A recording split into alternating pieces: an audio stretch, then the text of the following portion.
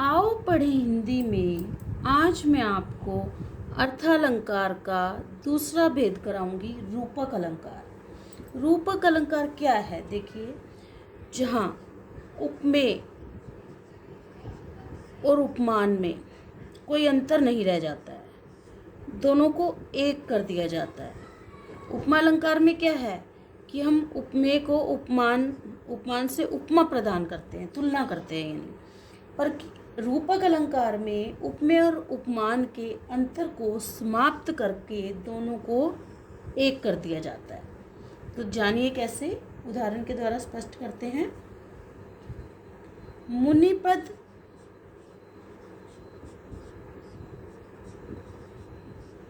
मुनिपद कमल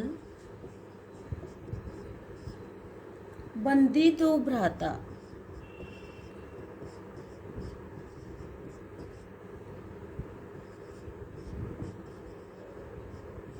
देखिए, ये रामायण से लिया गया है काव्यांश। देखिए, बंदी दो भ्राता, दोनों भाई यानी राम लक्ष्मण मुनि के चरण कमलों की वंदना कर रहे हैं। पद कमल, चरण कमलों की वंदना कर रहे हैं। यहाँ पैर चरणों को, मुनि के चरणों को कमल की उपमा नहीं दी गई है, कमल सा नहीं कहा गया है, कमल की उपमा नहीं दी गई है। यहाँ मुनि के चरणों को कमल ही कह दिया गया है। तो यहाँ पर उपमेय और उपमान में अंतर समाप्त कर दिया गया है और मुनि के चरणों को कमल ही कह दिया गया है। तो यहाँ पर रूपक अलंकार है। और उदाहरण देखते हैं।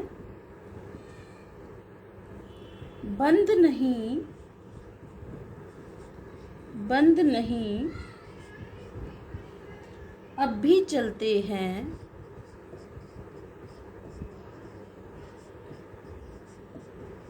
अब भी चलते हैं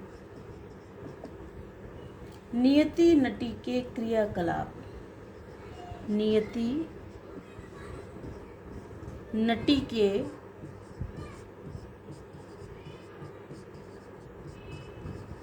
क्रियाकलाप। अब देखिए,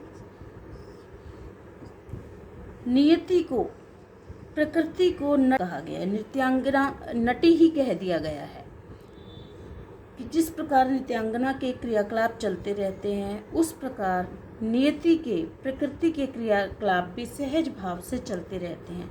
यहाँ नियति को नटी की उपमा नहीं दी गई है, नटी सा नहीं कहा गया है, नटी ही कह दिया गया है।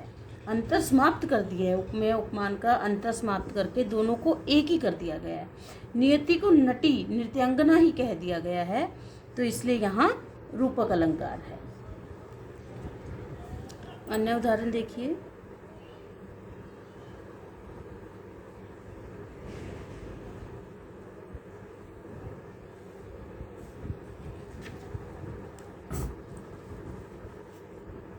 अंबर पनघट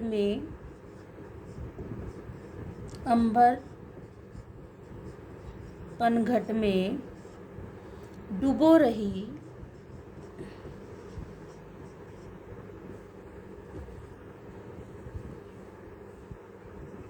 अंबर पनघट में डूबो रही ताराघट उषा नागरी। देखिए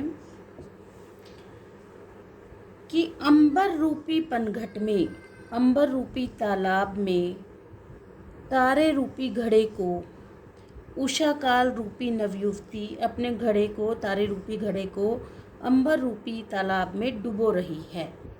अब देखिए, जैसा कि मैंने आपको बताया कि रूपक अलंकार में उपमेय और उपमान को एक ही कर दिया जाता है। जैसे अंबर को पनघट कह दिया, पनघट की उपमा नहीं दी है, अंबर को, आकाश को पनघट यानी तालाब ही कह दिया है। तारे को घड़ा कह दिया गया है, तारों को।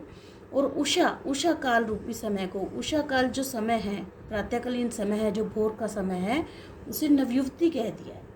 जैसे नवयुवतियाँ अपने घड़े को तालाब में भरने जाती हैं, उसी प्रकार उषा काल रूपी नवयुवती अपने तारे रूपी घड़े को अंबर रूपी पनघट में, अंबर रूपी तालाब में डुबो रही है, यानी अंधेरा छंट रहा है। तो यहाँ रूपक अलंकार है। अन्य उदाहरण देखिए, चरण चरण कमल, चरण कमल बंदो हरिराई, चरण कमल बंदो हरिराई, कि यहाँ चरणों को कमल ही कह दिया गया है। यहाँ कमल की उपमा नहीं दी गई है, कमल सा नहीं कहा गया है, चरणों को कमल ही कह दिया गया है, तो इसलिए यहाँ रूपक अलंकार है। और उदाहरण देखिए, आए महंत वसंत, आए महंत वसंत, यहाँ वसंत को, महंत यानी मेहमान, वसंत को मेहमान कह दिया गया है, तो इसलिए रूपक अलंकार है। और उदाहरण देखते हैं,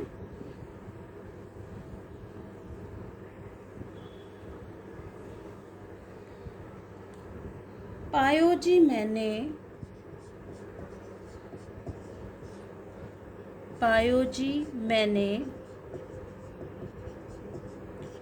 राम रतन धन पायो।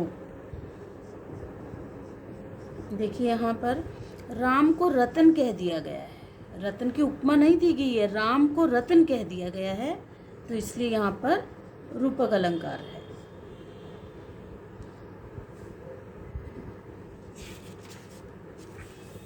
तो आपको कैसा लगा वीडियो? इनके उदाहरणों को लिख लिख कर प्रैक्टिस करें, और अगर एक बार में आपको ना समझ आए तो वीडियो को दोबारा देखिए, आपको बहुत अच्छे से स्पष्ट हो जाएगा। ओके बेटा, आपका दिन शुभ हो।